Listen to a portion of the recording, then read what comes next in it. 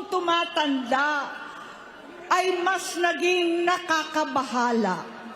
Batid ko na nagda-drug siya.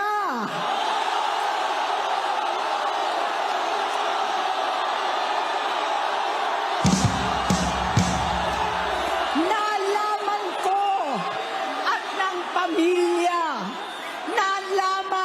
pamilya, seryoso ito.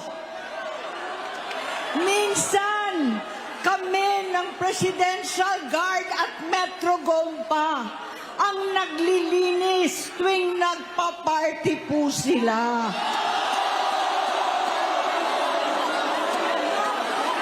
Namuhay kaming magkakapatid sa ibang bansa. Kami-kami lang. Kinumbinsi ko pa si Bongbong, pakasalan mo na si Lisa.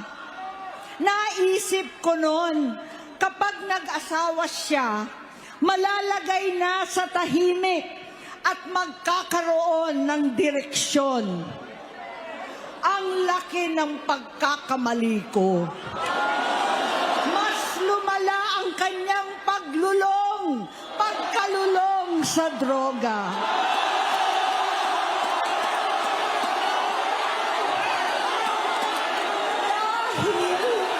Parehas pala silang mag-asawa.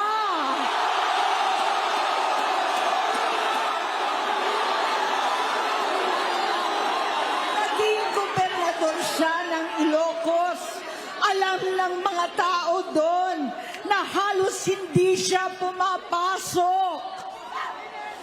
Tuwing kukumprontahin ko siya, ay nagsasabi siyang magbabago na siya, aalisin na niya ang bisyo. Hanggang sa may nagsumbong na naman sa akin na sa paggising pa lang sa umaga, kasabay ng almusal, marijuana pala.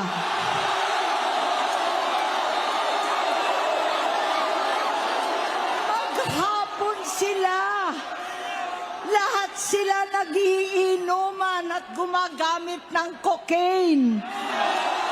Kasama ng asawa at barkada. Tulad ng ama ko, kinastigo ko ang mga barkada niya. Ang nasirang si Bong Dasa, si Edvi Cruz, Inigo, Tony Boy, Sap Anton, alam po